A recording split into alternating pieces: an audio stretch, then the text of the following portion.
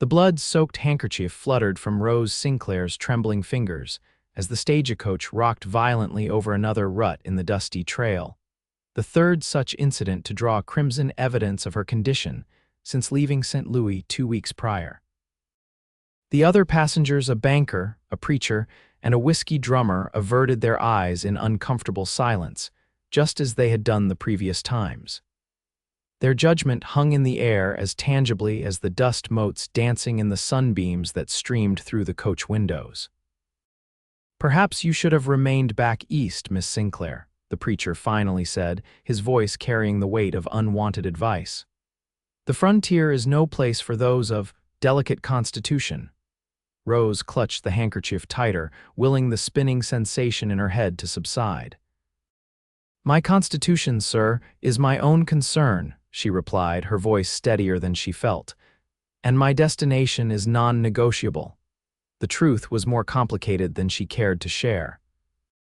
At 22, Rose had watched her father's banking fortune evaporate in the panic of 1873, leaving her with little more than her education, a trunk of belongings, and a letter from her late mother's cousin offering a teaching position in the frontier town of Copper Creek, Wyoming Territory.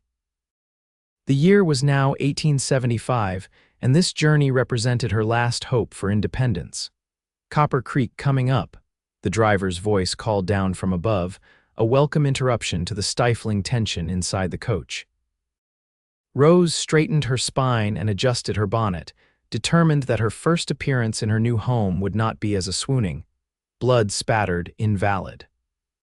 The town materialized from the landscape like a mirage, a single dirt street, lined with weathered wooden buildings, their false fronts reaching optimistically toward the vast blue Wyoming sky.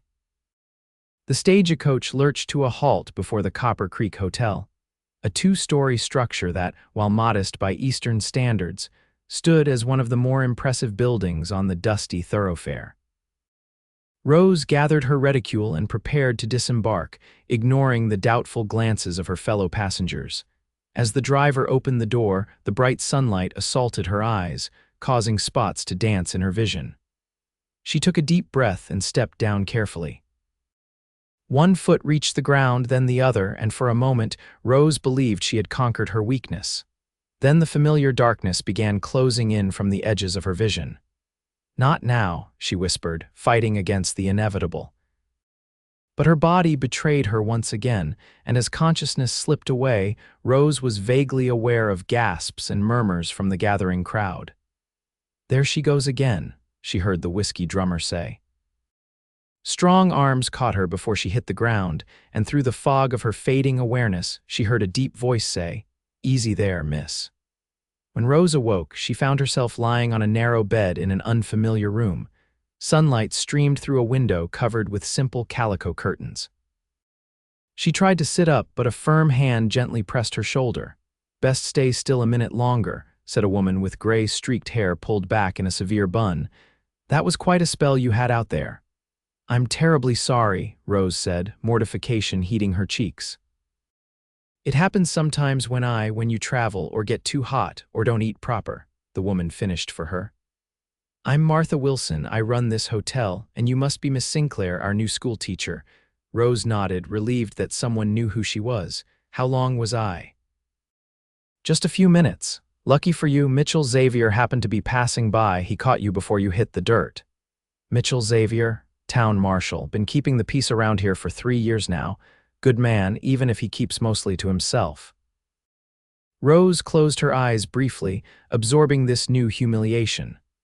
Unconscious in the arms of the town marshal within moments of her arrival, hardly the impression she had hoped to make. "I should thank him." "You'll have plenty of time for that," Martha said, her tone matter of fact. "Small town like this, you'll be seeing everyone regular like. Now let me help you up. School board's eager to meet you, but I told them you'd need to rest after your journey." With Martha's assistance, Rose managed to sit up without the room spinning too dramatically. "I assure you, Mrs. Wilson, I'm perfectly capable of meeting the school board today. This episode, it doesn't define me." Martha's eyes softened slightly. "No one said it did, Miss Sinclair, but news travels fast in Copper Creek and people talk. They're already talking about me, aren't they? Rose asked, though she knew the answer. They're calling me weak. Some might be. Others are just curious about the fancy Eastern lady who's come to teach their children. Martha poured a glass of water from a pitcher on the bedside table. Drink this. Then we'll get you settled in your room properly. Rose accepted the water gratefully. The teaching position does include accommodations, doesn't it? Small room behind the schoolhouse. Nothing fancy, but private enough. School board had it fixed up special, new whitewash and everything. Martha retrieved Rose's bonnet from where it had fallen. Rest today. Tomorrow's Sunday, so you'll have another day before meeting the children. School starts Monday morning. That evening, after unpacking her modest belongings in the small room behind the schoolhouse, Rose decided to take a brief walk through town. She needed to prove to herself as much as to the townspeople that she wasn't the fragile flower they already believed her to be. Copper Creek's main street was quieter now, with most businesses closed for the evening. Light and raucous laughter spilled from the saloon, but Rose gave it a wide berth. A few residents nodded politely as she passed, their curious gazes following her progress. As she neared the marshal's office, the door swung open and a tall figure emerged. Even in the dimming light, there was no mistaking the silver star pinned to his vest. "Marshal Xavier," Rose said, stopping a respectful distance away. The man turned and Rose's breath caught slightly. He was younger than she had expected, perhaps 30, with a weathered face that spoke of years under the harsh western sun. His eyes, a startling shade of blue, assessed her with calm intensity. "Miss Sinclair," he replied, touching the brim of his hat. "Good to see you on your feet." "I wanted to thank you for your assistance earlier today," she said, forcing herself to meet his gaze steadily. "It was very kind of you. Nothing kind about it, just happened to be there." His voice was deep but quiet, with none of the boastful projection she had come to expect from men in positions of authority. "Nevertheless, I appreciate it, and I hope you won't judge me too harshly for such an inauspicious arrival." Something like amusement flickered across his features. "Folks around here judge by what you do, not by how you arrive." He paused, then added, "Though they do talk." "So I've heard," Rose replied, unable to keep a note of bitterness from her voice.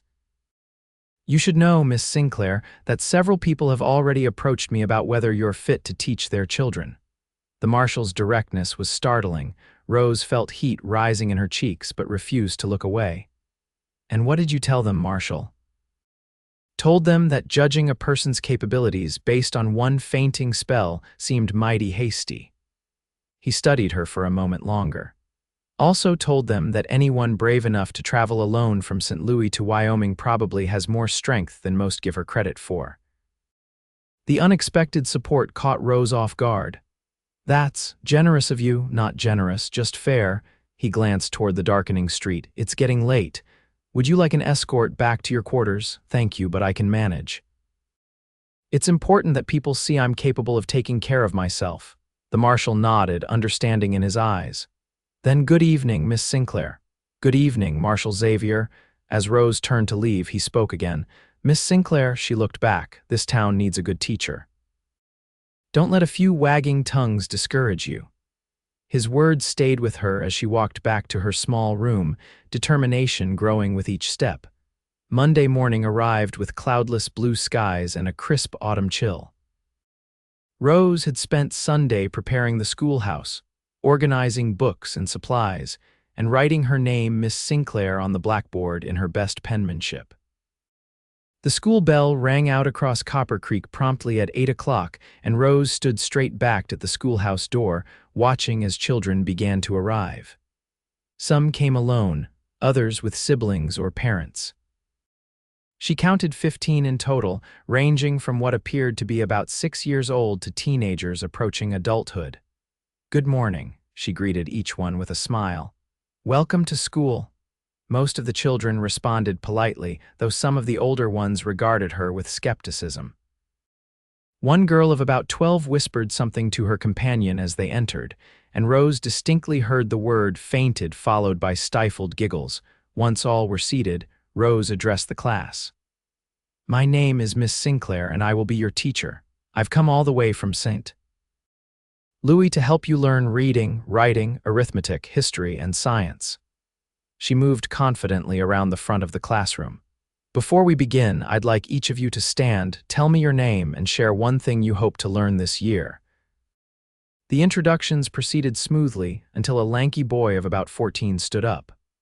"I'm Thomas Wilson, madam," he said, his voice cracking slightly. "My ma owns the hotel, and I'd like to know if it's true that you fainted dead away the minute you stepped off the stagecoach." Several children giggled, and Rose felt her face flush. But years of dealing with difficult situations in her father's failing household had prepared her for moments like this. "Mr. Wilson," she said calmly, "while that wasn't the question I asked, I'm happy to address it directly. Yes, after a long journey by stagecoach, I did faint upon arrival. It happens occasionally due to a medical condition I've had since childhood." She looked around the room. "But as you can see, I recovered quickly and am perfectly capable of teaching. Now, what would you like to learn this year?" Thomas looked slightly abashed. "Geography, I suppose. I'd like to know about places beyond Copper Creek." "An excellent subject," Rose replied. "We'll certainly cover geography extensively." The remainder of the day passed without incident, and Rose began to feel more confident. She organized the students into groups based on their abilities and set them to work on different lessons.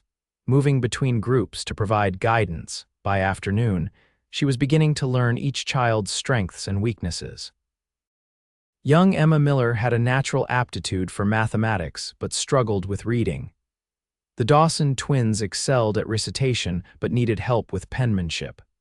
Thomas Wilson, despite his earlier impertinence, showed a keen intelligence and helped the younger children. As the day drew to a close, Rose felt a deep satisfaction.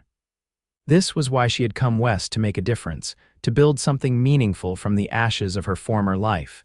The children were gathering their slates and books when the door opened, and Marshal Xavier stepped into the schoolhouse. The room immediately quieted.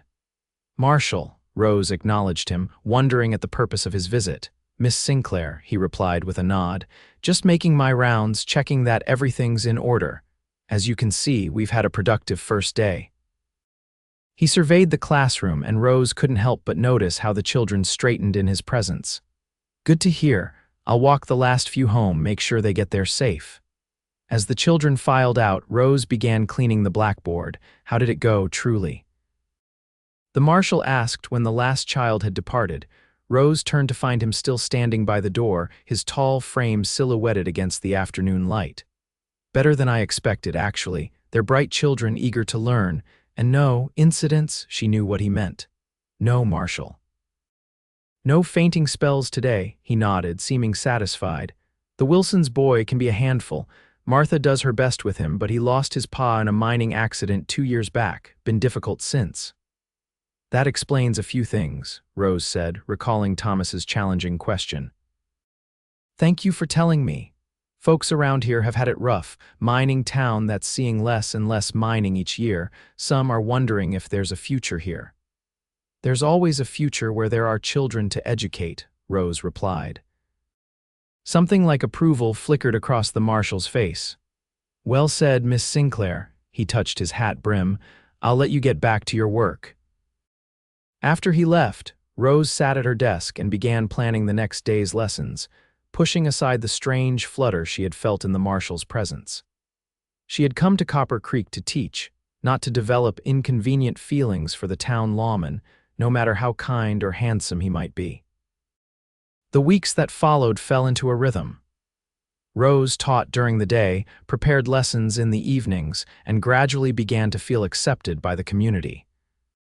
She attended church services on Sundays, joined the ladies' sewing circle that met weekly at Martha Wilson's hotel, and even participated in a town meeting about repairing the bridge over Copper Creek after heavy rains.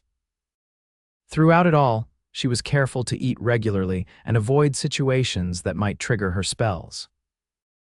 Only once, when she stayed too long in the hot sun during a school picnic, did she feel the warning signs, the dimming vision, the roaring in her ears, but she managed to sit down quickly and breathe deeply until the sensation passed. Marshal Xavier maintained a respectful distance, but Rose often noticed his eyes on her during community gatherings. Occasionally, he would stop by the schoolhouse at the end of the day, ostensibly to check on security or walk children home, but always finding a moment to inquire about her well-being.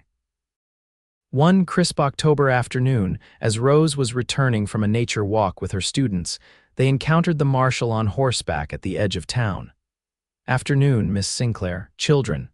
He tipped his hat, his gaze sweeping over the group. "Marshal Xavier," Rose replied, conscious of the children's curious looks moving between them. "We've been collecting leaves for our science lesson. Learning about trees, are you?" he asked the children. "Yes, sir," piped up Emma Miller. "Miss Sinclair says each kind of leaf has its own special shape, just like people have different faces." "That's so." The marshal's eyes met Rose's. "Sounds like a fine lesson." "Will you come to the Harvest Festival, Marshal?" asked Thomas Wilson suddenly. "Ma says the whole town will be there." "Planning on it," he replied. "Someone's got to keep an eye on things." "Miss Sinclair is helping us prepare songs to sing," Emma added. "She has the prettiest singing voice." Rose felt her cheeks warm. "Thank you, Emma, but I think that's enough conversation for now. We should get back to the schoolhouse before the afternoon grows too late." As the children moved ahead, the marshal fell into step beside Rose, leading his horse by the reins. "Harvest Festival's always a big event around here," he said. "Helps folks get through the winter, having something to look forward to." "The children are quite excited about it," Rose agreed. "I've been teaching them some songs and helping with decorations. You've made quite an impression on them, on the whole town, really." Rose glanced up at him, surprised by the personal nature of the comment. "I'm merely doing my job, Marshal." "Mitchell," he said quietly. "When it's just us, you might call me Mitchell." The simple request sent an unexpected warmth through her. "That would hardly be proper, Marshal Xavier." A slight smile curved his lips. "Not much about the West follows Eastern propriety, Miss Sinclair." "Rose," she found herself saying. "My name is Rose." They walked in silence for a moment, the only sounds the crunch of fallen leaves beneath their feet and the soft nickering of his horse. "Rose," he finally said, as if testing the name. "Suits you."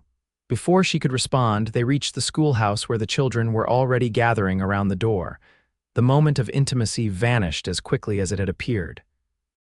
"Thank you for the escort, Marshal," Rose said formally, conscious of the curious eyes watching them. He touched his hat brim.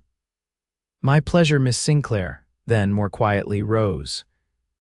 As he mounted his horse and rode away, Rose found herself watching his retreating figure longer than was strictly necessary. This would not do at all. She was a schoolteacher with a reputation to maintain, not a character in a penny dreadful romance.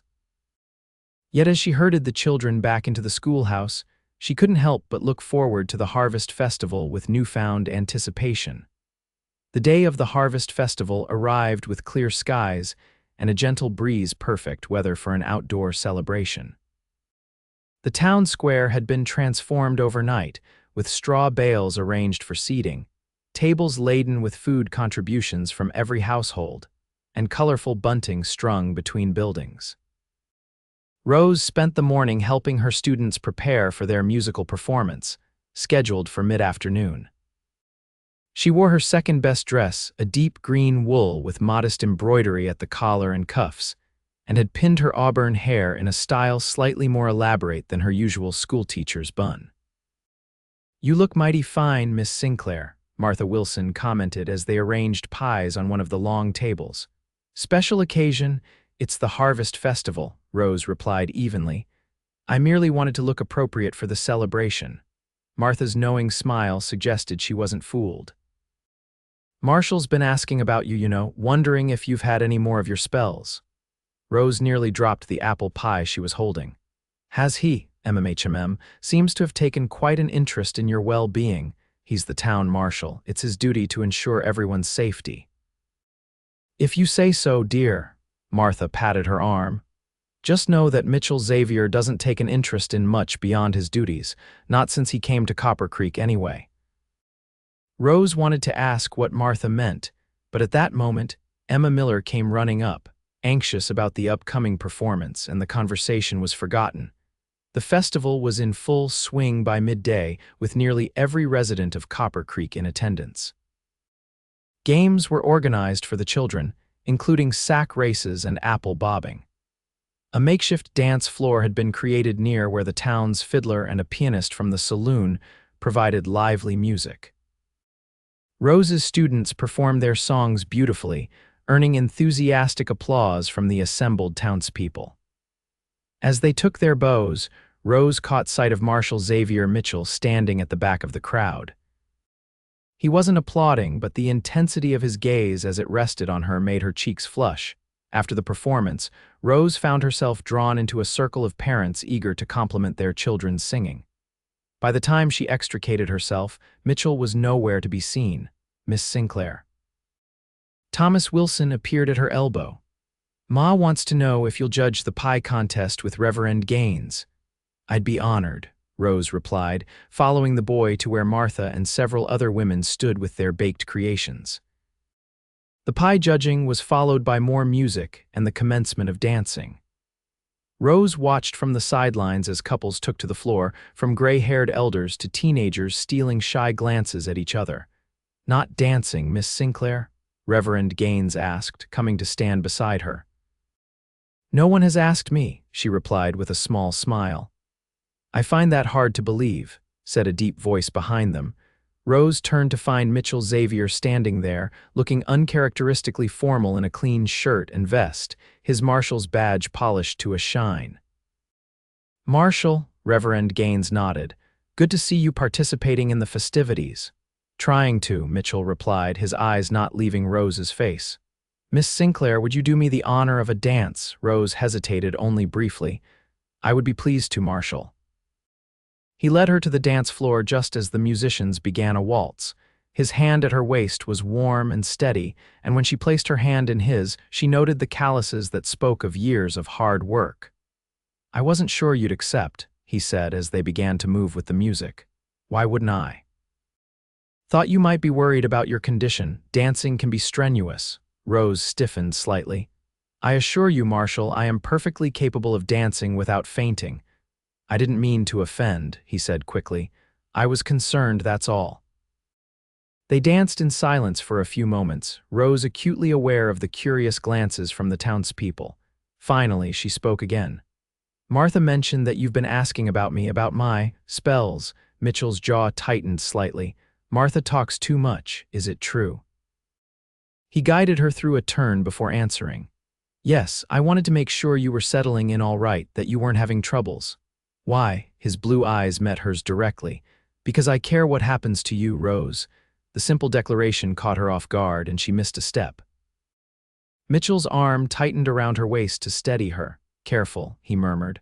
"Don't want people thinking I've made you swoon." Despite herself, Rose laughed. "Heaven forbid, they already think I'm too delicate for frontier life."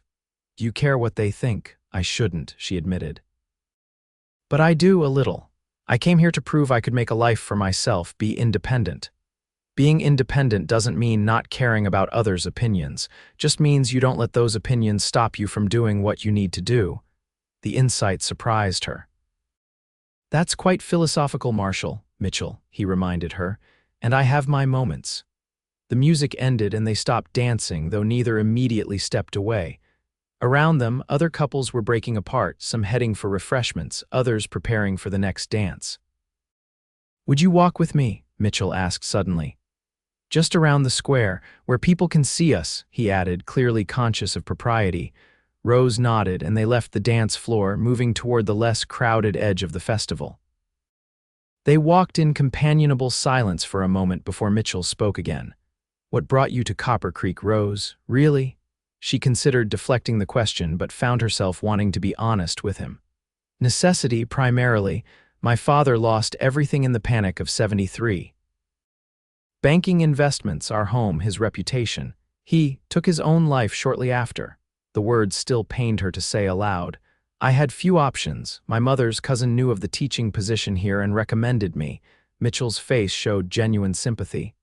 "I'm sorry about your father." "Thank you." She took a deep breath. "The fainting spells began after his death. The doctor called it nervous exhaustion and said it would pass with time. It has improved but still occurs occasionally, especially when I'm tired or overheated. And the blood? His question was gentle but direct. Rose looked at him in surprise. You noticed? Hard not to when you're carrying someone who's bleeding. She touched her handkerchief pocket reflexively. It's harmless, the doctor assured me, just a tendency for nosebleeds when I'm under strain, another manifestation of nerves, apparently. They had reached the far side of the square where tables laden with harvest bounty stood waiting for the evening feast. Mitchell stopped walking and turned to face her. Thank you for telling me, he said. I know it wasn't easy. No one else here knows the full story, Rose admitted. I'd prefer to keep it that way. Your secret's safe. He hesitated, then added, I came to Copper Creek to escape my past too. Before Rose could ask what he meant, a commotion erupted from the direction of the saloon. Raised voices and the sound of breaking glass cut through the festive atmosphere. Mitchell's posture changed instantly, the personal moment forgotten as he reverted to his role as marshal. Stay here, he instructed, already moving toward the disturbance. Rose watched him go, noting how the crowd parted before him, respect evident in their reactions. Whatever his past might be, Mitchell Xavier had clearly earned the town's trust. The disruption turned out to be a pair of miners who had begun celebrating the harvest with too much enthusiasm and too little restraint. Rose observed from a distance as Mitchell efficiently separated the men, spoke to them firmly but without aggression, and eventually sent them home with companions to ensure they arrived safely. The incident was over quickly, the festival resuming its merry pace, but the interruption had broken the intimate mood of their conversation.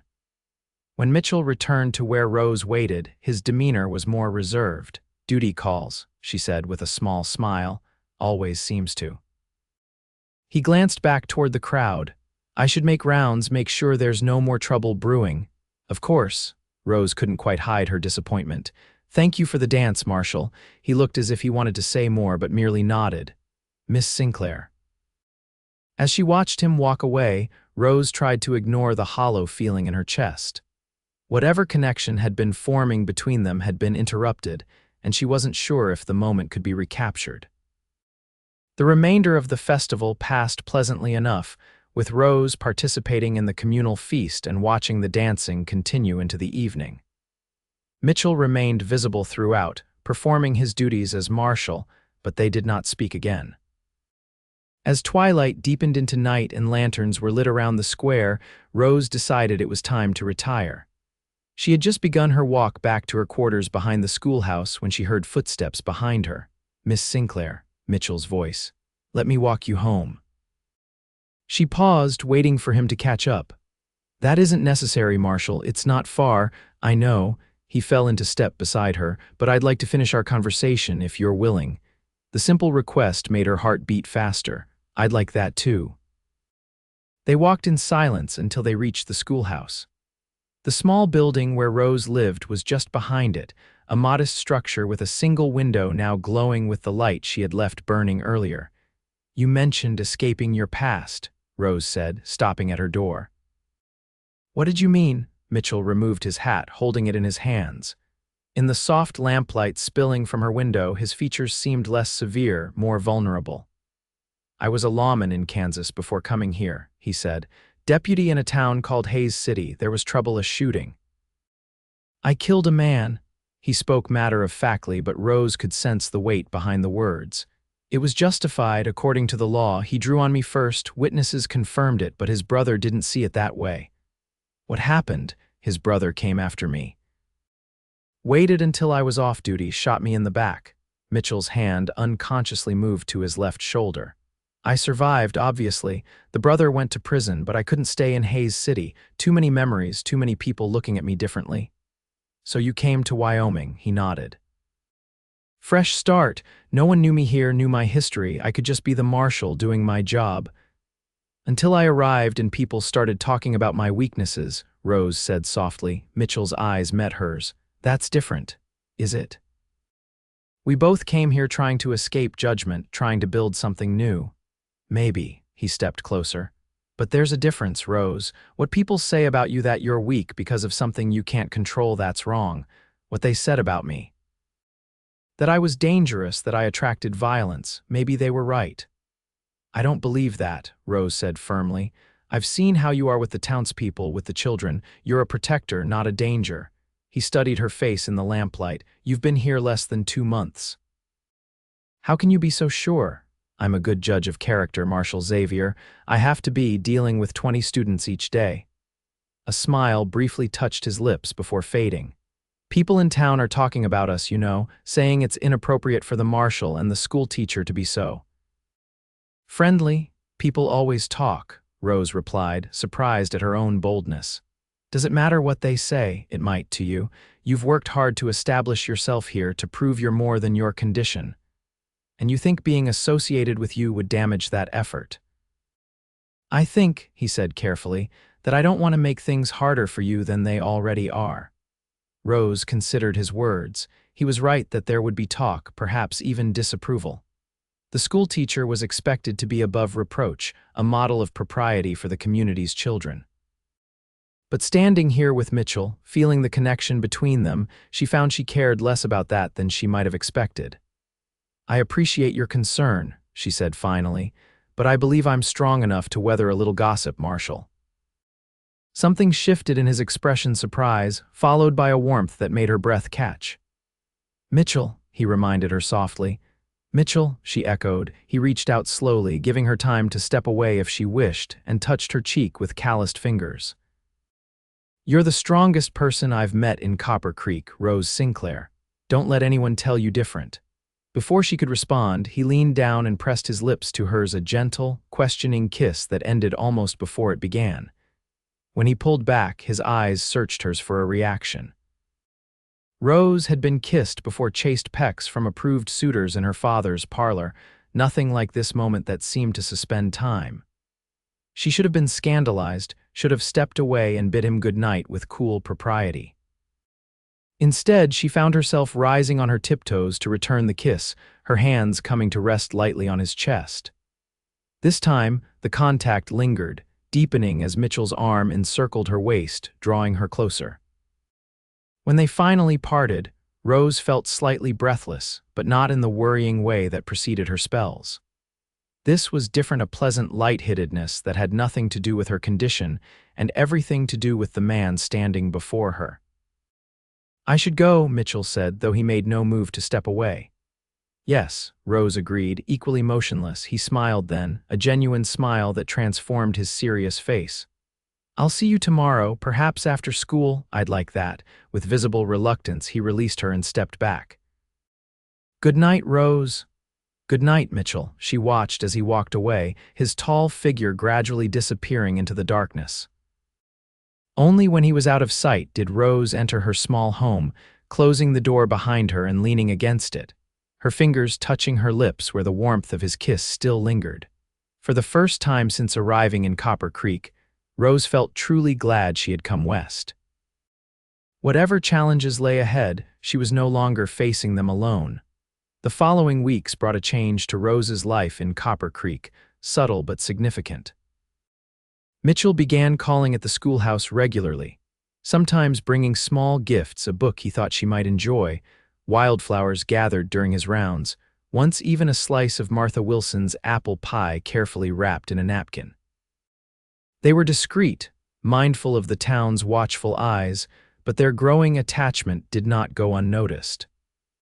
Rose overheard whispers at the general store, caught meaningful glances at church, and even had to silence a few giggles among her older students when Mitchell appeared at the schoolhouse door. To her surprise, the town's reaction was largely positive.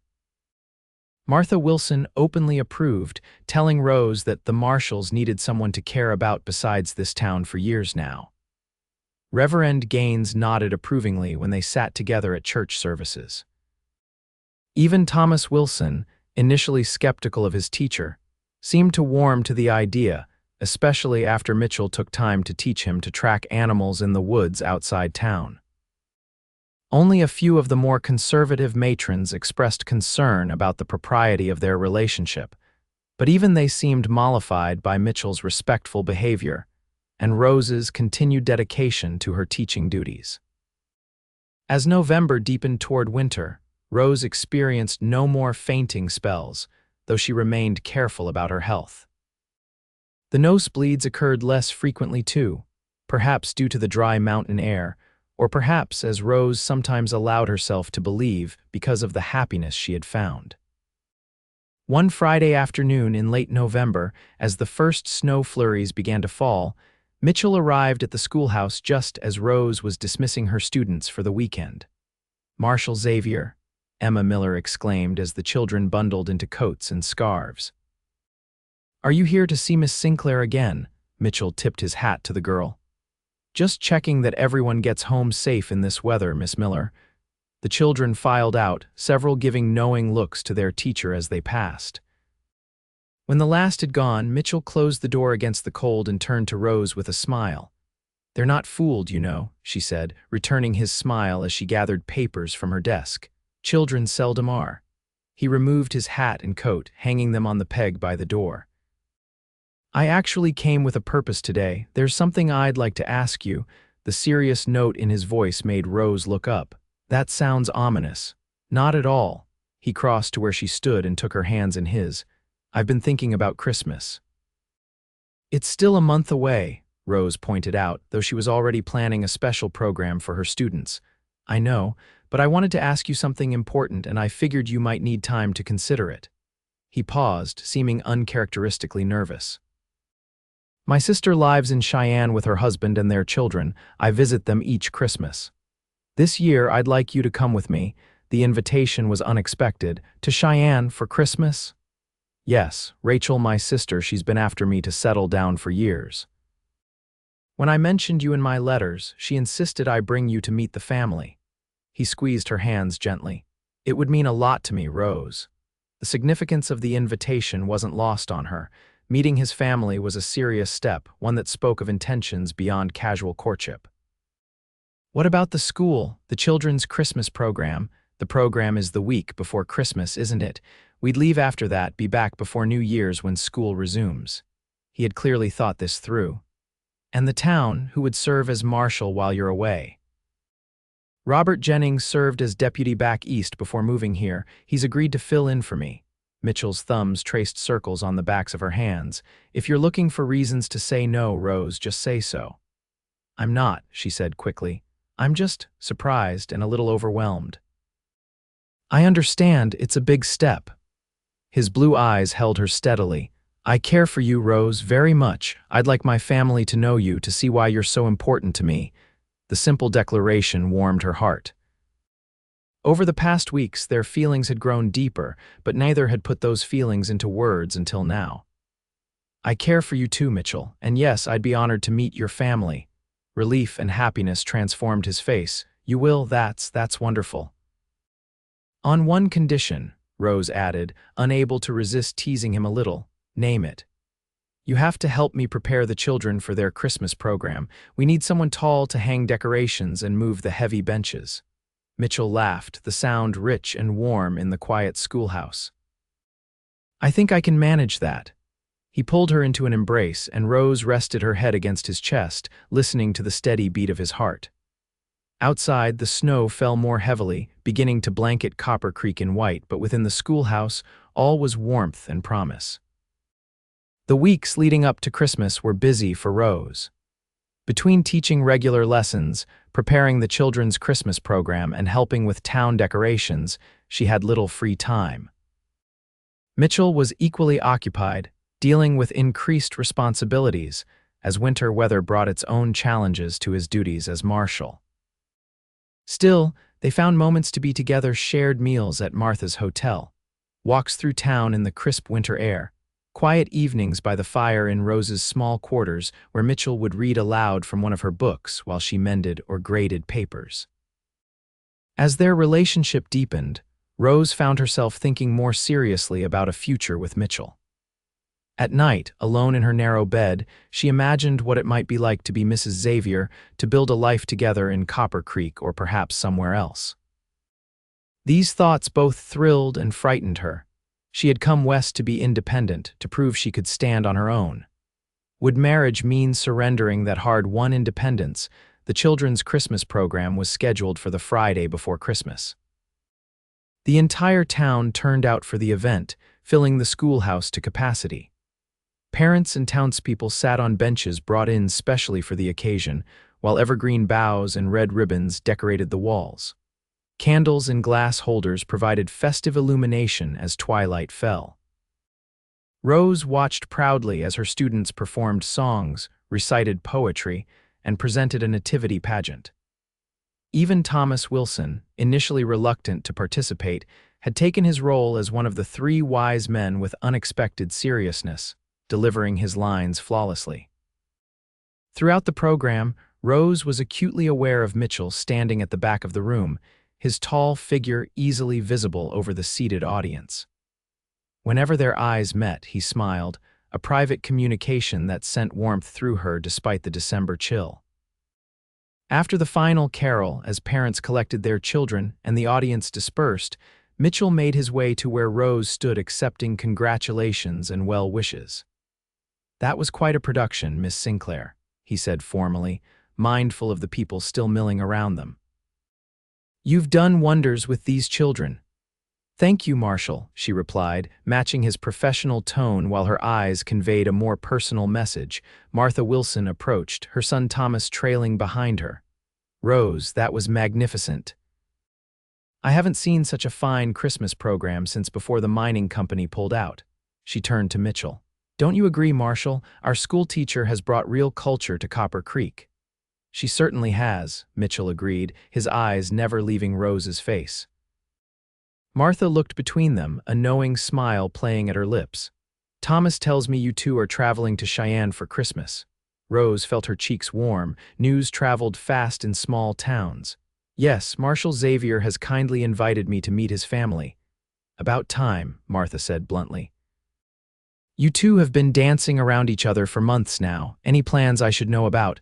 Hotel's the perfect place for a wedding reception, you know."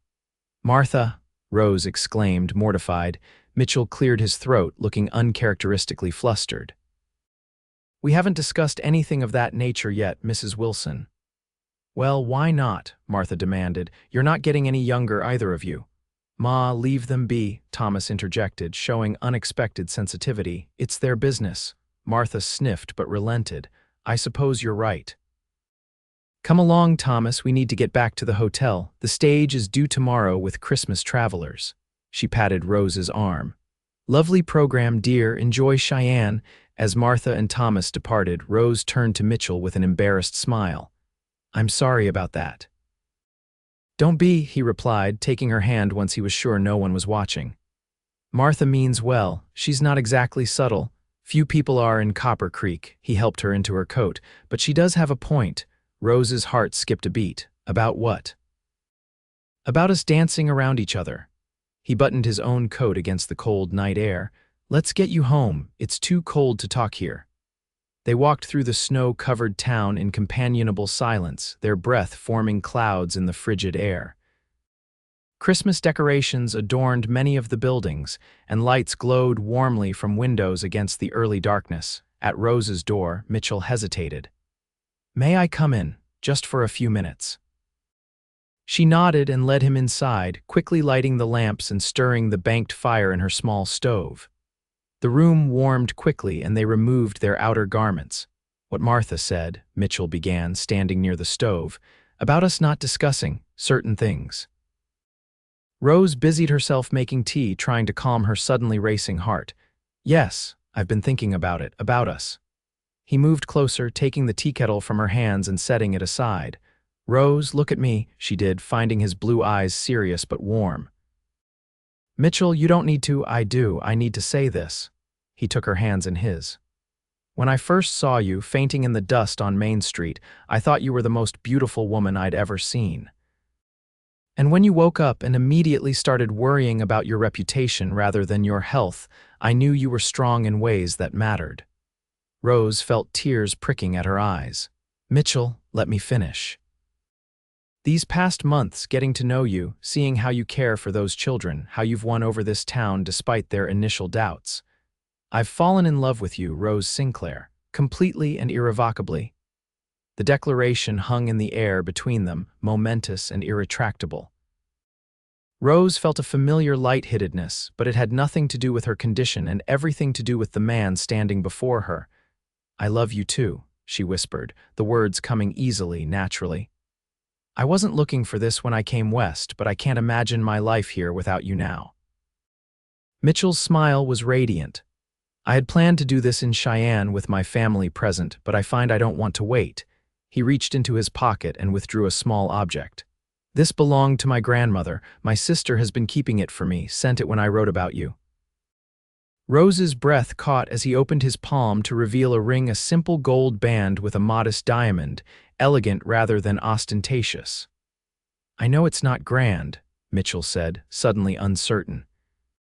"If we were in a big city, I'd buy you something more. It's perfect," Rose interrupted, touching the ring with trembling fingers. "Absolutely perfect." Mitchell took a deep breath. "Rose Sinclair, will you do me the honor of becoming my wife?" "Yes," she said without hesitation. "Yes, Mitchell Xavier, I will marry you." He slipped the ring onto her finger where it fit as if made for her. Then he gathered her in his arms and kissed her, a kiss that sealed their promise and spoke of the future they would build together. When they finally parted, both a little breathless, Mitchell rested his forehead against hers. "I should go. We have an early start tomorrow for Cheyenne." "Must you?" Rose asked, surprising herself with her boldness. Mitchell's expression grew serious. "Yes. Because if I stay any longer, propriety might be forgotten entirely, and I respect you too much for that." He kissed her once more, gently. "When we marry, I want the whole town to know you came to me with your reputation intact." His old-fashioned gallantry touched her deeply. "When will that be?" "Our wedding, as soon as you wish. After the new year, perhaps, unless you want a long engagement." Rose shook her head. "I don't need time to be sure of my feelings, Mitchell. After New Year's would be perfect." "Then it's settled." He reluctantly moved toward the door, retrieving his coat and hat. "I'll be here at 7 tomorrow morning. The stage to Cheyenne leaves at 8. I'll be ready." At the door, he turned back to her. "Good night, my love." "Good night," she replied, the endearment warming her heart. After he had gone, Rose stood in the center of her small room, looking at the ring that now adorned her left hand. How different her life had become in just a few months. She had arrived in Copper Creek alone and uncertain, determined to prove herself despite her weakness. Now she had found not only acceptance but love, with a man who saw her strength when others saw only fragility. As she prepared for bed, Rose thought of the journey ahead, not just to Cheyenne for Christmas, but the journey of a lifetime with Mitchell by her side. For the first time in years, the future looked not just secure but bright with promise.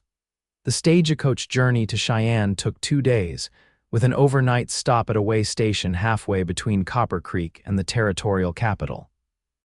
Despite the cold and the occasionally rough road, Rose found herself enjoying the trip, wrapped in warm buffalo robes beside Mitchell, watching the winter landscape pass by. They arrived in Cheyenne late on the second day, tired but excited.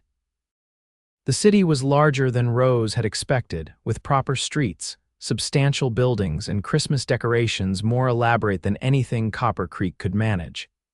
"It's not St. Louis," Mitchell said as he helped her down from the stage, "but it's growing fast. Rachel says they're even talking about gas lighting for the main streets next year." "It's wonderful," Rose assured him, taking in the bustle of activity despite the late hour. Mitchell hired a hack to take them to his sister's home, a handsome 2-story house on a tree-lined street at the edge of town. Lights blazed from the windows, and as they approached, the front door flew open. "Mitchell." A woman rushed down the steps, heedless of the snow, and embraced him fiercely. "You're finally here."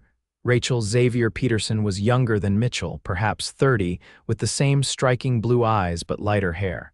She was stylishly dressed in a fashion that reminded Rose of St.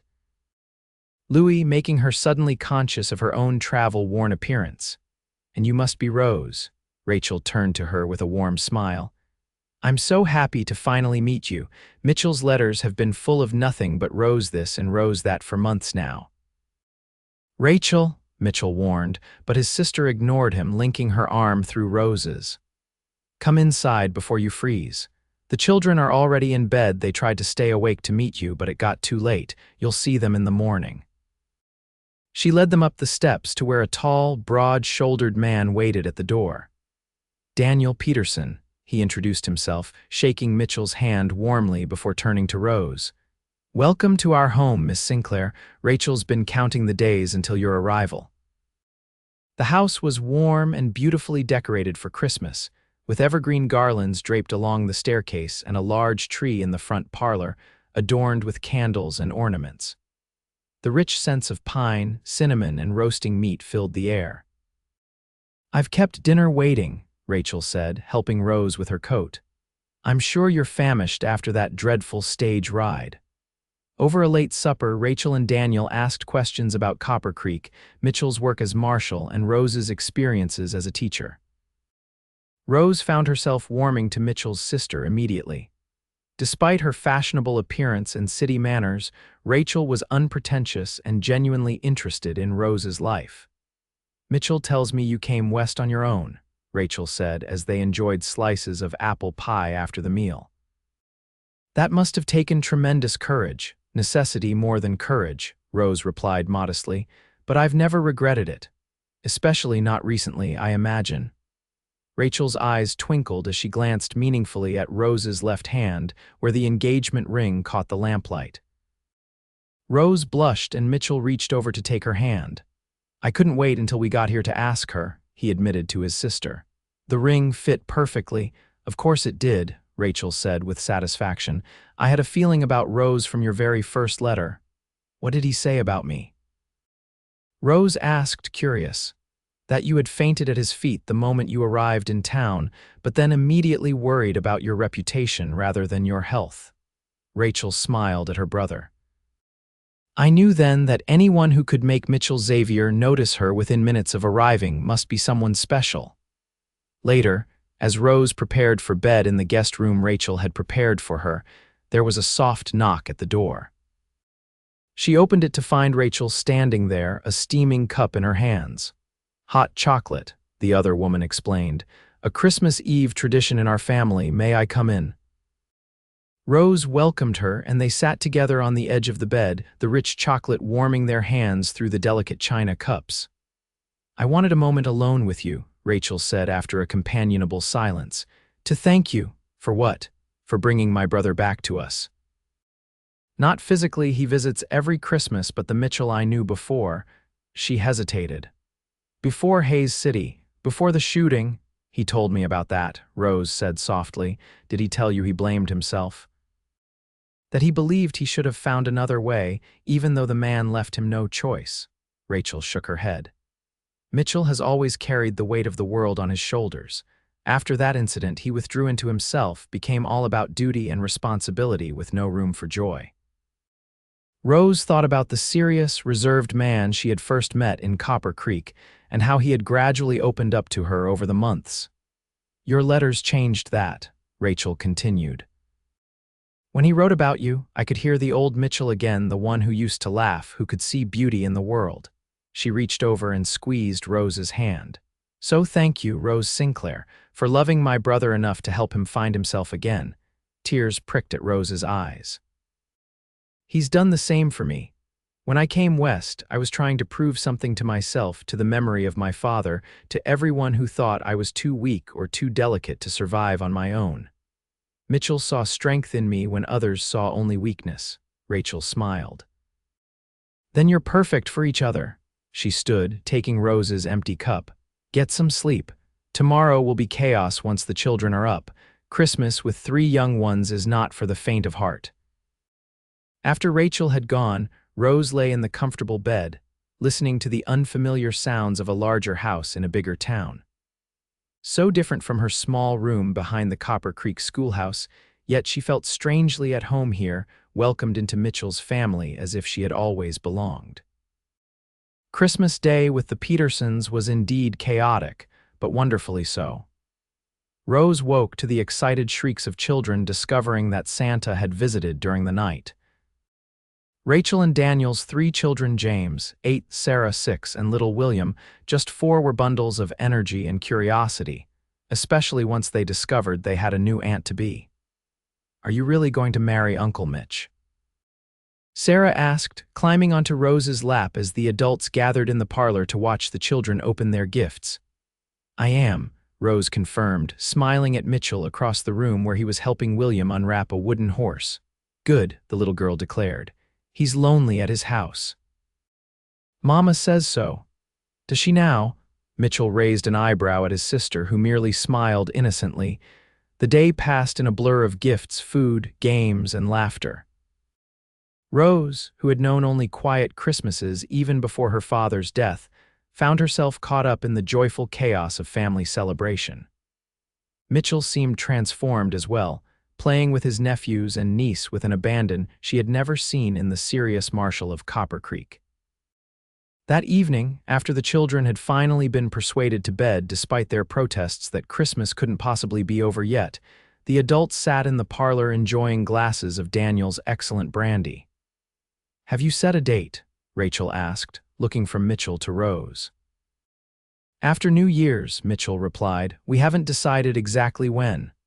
January would be perfect, Rachel said thoughtfully. I could come to Copper Creek, help with the preparations, unless… She hesitated, glancing at her husband. Unless what? Mitchell prompted. Daniel cleared his throat. We've been thinking, why not have the wedding here in Cheyenne?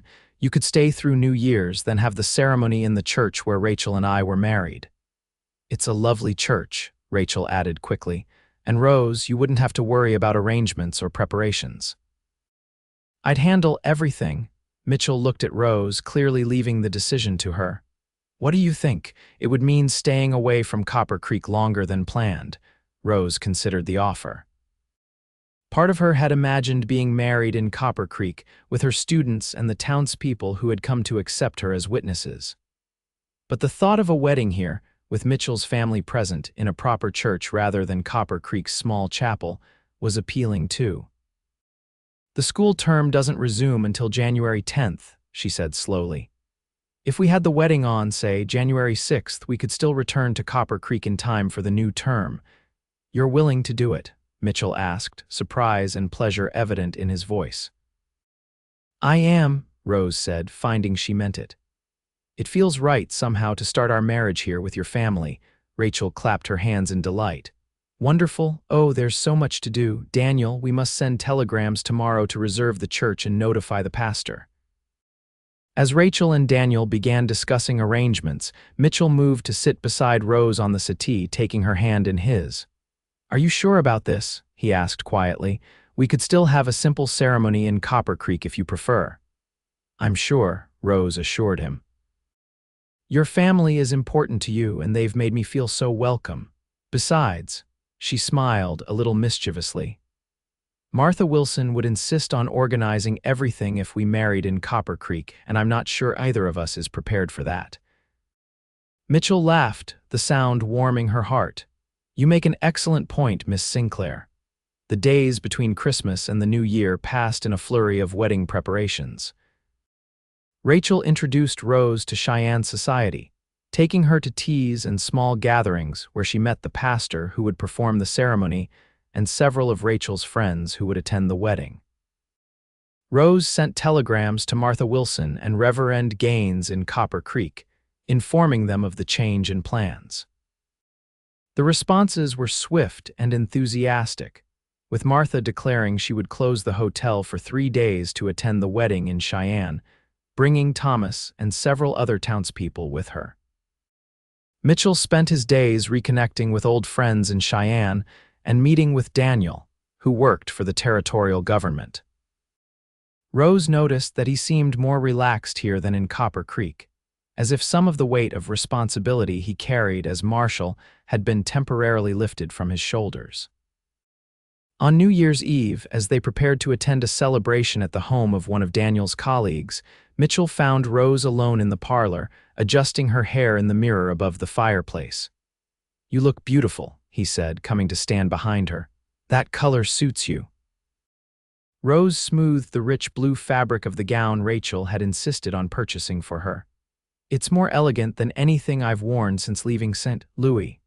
Rachel has always had excellent taste. Mitchell's hands came to rest lightly on her shoulders. Are you happy, Rose, with all of this? She turned to face him, searching his expression.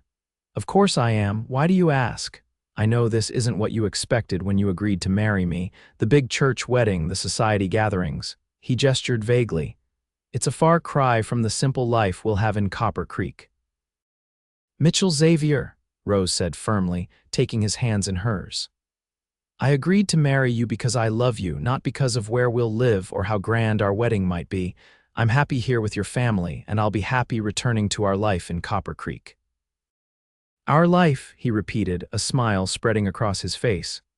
I like the sound of that, so do I. She reached up to straighten his tie. Though I will admit, I'm a little nervous about the wedding itself. There will be so many people watching. Just focus on me, Mitchell advised. When you walk down that aisle, look only at me. The rest of them might as well not exist. Rose nodded, grateful for his understanding. I'll remember that. The New Year's celebration that night was more elaborate than any Rose had attended in years.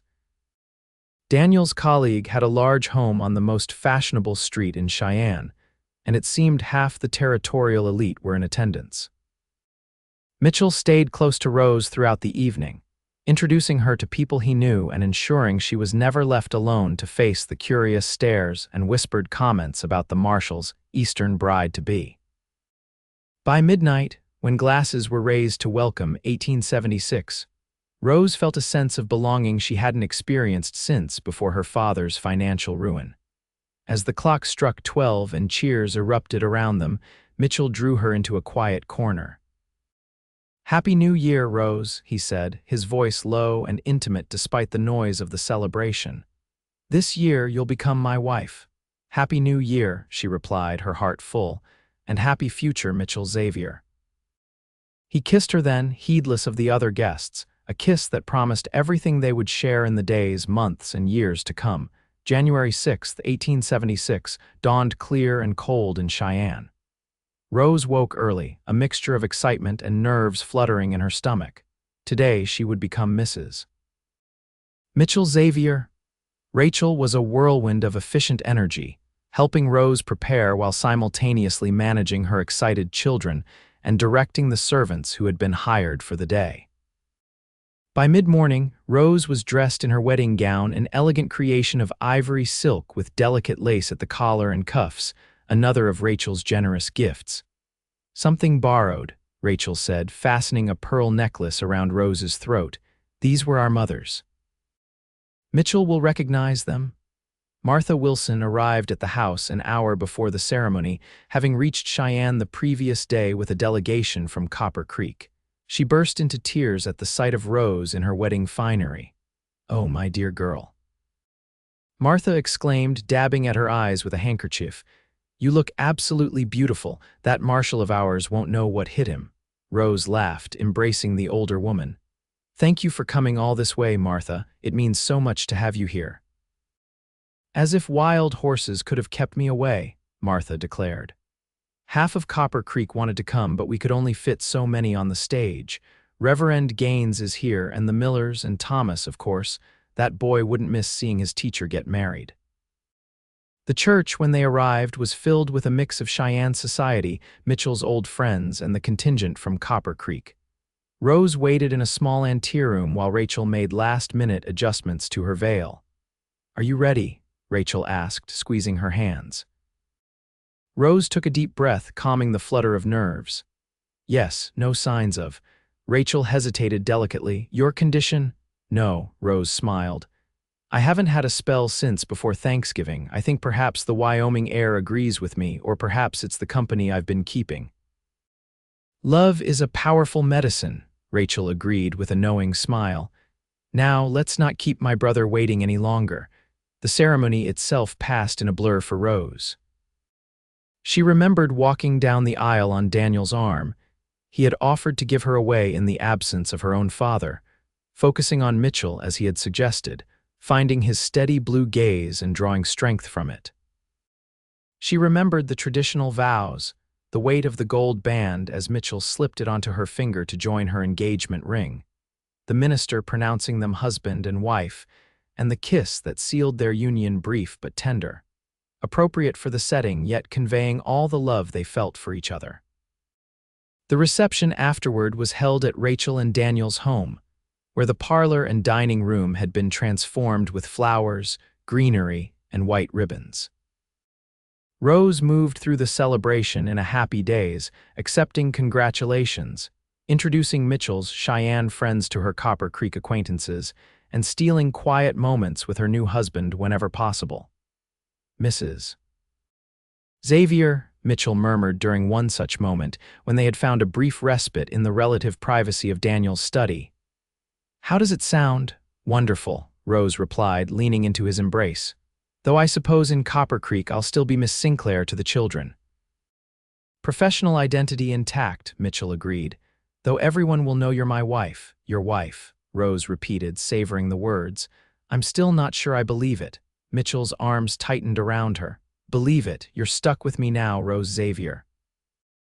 "There are worse fates," she teased, rising on tiptoes to kiss him. They were interrupted by a knock at the study door.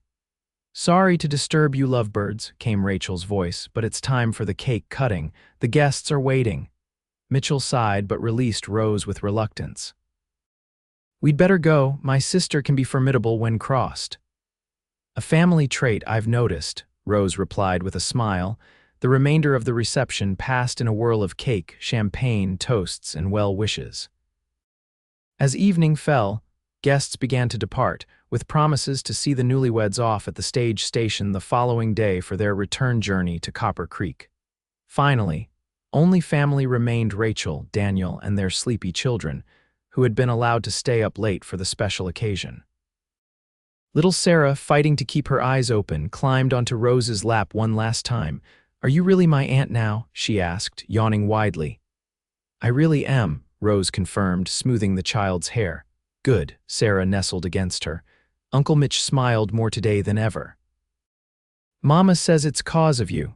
Does she now?" Rose looked over at Rachel, who merely shrugged with an innocent smile.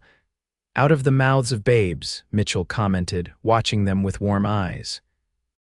Later that night, alone in the guest room that had been prepared for them with fresh linens and subtle decorative touches that spoke of Rachel's romantic nature, Rose and Mitchell finally had a moment of true privacy as husband and wife. "Happy, Mrs. Xavier?" Mitchell asked as he helped her remove the pins from her hair, a gesture of intimacy that made her heart race. "Completely," Rose replied truthfully. "Though I must admit I'm looking forward to returning to Copper Creek, to starting our life together properly." "As am I." Mitchell's fingers combed gently through her hair as it fell loose around her shoulders. "Though I've been thinking about that, about our living arrangements." Rose turned to face him. "What about them? I assumed I'd move into your house from my room at the school." "Yes, but my house is..." "Well, it's a bachelor's quarters. Small, sparse, not really suitable for a married couple starting a life together." He took her hands in his. "I thought perhaps we might look for something new. There's a property at the edge of town with a view of the creek. It needs work, but it has potential." The thought that he had been planning their future, imagining their home together, filled Rose with warmth. "I'd like that, very much. It has enough land that we could add on, if necessary, if our family grows." The implication made Rose blush, but she met his gaze steadily. "I would like that too, eventually." Mitchell drew her close, his arms encircling her waist. "I love you, Rose Xavier, more than I thought it possible to love anyone." "And I love you," she whispered, all the future stretching bright before them. "My marshal who saw strength where others saw weakness." Their kiss sealed the promise of that future all the days and years ahead, the home they would build together, the family they might create, the life they would share in the small frontier town where they had found each other. 5 years later, Rose Xavier stood on the porch of their expanded house on the edge of Copper Creek, watching as Mitchell rode up the path, returning from his daily rounds as marshal. Behind her in the house, she could hear the babble of their 3-year-old daughter, Elizabeth, playing with her blocks under the watchful eye of Martha Wilson, who had become something of a grandmother to the child. "Look, who's home, Elizabeth?" Rose called through the open door. "Papa's back." The little girl came running, her dark curls bouncing, blue eyes so like her father's wide with excitement. "Papa, Papa!" Mitchell dismounted and scooped his daughter into his arms, swinging her high as she squealed with delight. "And how's my little deputy today?" "Good." I helped Mama with the garden and Auntie Martha made cookies. Did she now? Mitchell carried Elizabeth with one arm as he climbed the steps to the porch, leaning in to kiss Rose. Afternoon, Mrs. Xavier. Marshal, Rose replied with a smile. Even after 5 years of marriage, the sight of Mitchell returning home still made her heart beat faster. Any visitors while I was gone? He asked, following her into the house where Martha was tidying up Elizabeth's toys. Just Reverend Gaines dropping off the church newsletter. Rose took Elizabeth from his arms, setting the child down to play. And a letter came from Rachel. They're planning to visit this summer. Mitchell hung his hat on the peg by the door. That'll be nice. The children will enjoy seeing their cousins. Martha rose from her chair, gathering her shawl. I'd best be getting back to the hotel. Thomas will be wondering where I've got to. Thank you for watching, Elizabeth, Rose said, embracing the older woman. You're a godsend. Nonsense. Looking after this little angel is the highlight of my day. Martha pinched Elizabeth's cheek affectionately. Besides, in your condition, you need all the rest you can get. Mitchell's eyes moved to Rose's midsection, where the slight swell of their second child was just becoming visible beneath her dress. Martha's right, you should be resting more, Rose laughed, shaking her head. I'm pregnant, not ill. The doctor says I'm in perfect health. Still, Mitchell insisted, no need to overtax yourself. Martha looked between them with satisfaction. 5 years ago, they all said Rose Sinclair was too weak for frontier life. Now look at you teaching school, raising a family, active in the church and town affairs. I have good support, Rose said, her eyes meeting Mitchell's. After Martha had gone with promises to return the following day, Mitchell drew Rose into his arms. She's right, you know. You've proven everyone wrong who doubted you. Not everyone doubted me, Rose reminded him, resting her head against his chest. You saw my strength from the beginning. Mitchell's hand came to rest protectively over the swell of her belly. I told you then, and I'll say it again, you're the strongest person I know, Rose Xavier. Elizabeth tugged at her father's trouser leg. Papa, story time, Mitchell scooped her up, settling into the rocking chair by the fire with his daughter on his lap. Which story would you like, Deputy? The one about Mama fainting in the street. Rose laughed at their daughter's favorite tale, the story of how her parents met, now transformed into a romantic adventure that Elizabeth never tired of hearing. She sat in the chair opposite them, hands resting on her growing belly, watching as Mitchell began the familiar story. Once upon a time, there was a brave lady who traveled all the way across the country by herself. As the afternoon sun streamed through the windows of the home they had built together, Rose felt a contentment she had never imagined possible during those dark days after her father's death, when she had set out alone for the unknown wilderness of Wyoming territory. Here in this frontier town, she had found not just independence but love, family, and a strength within herself that no fainting spell could ever diminish.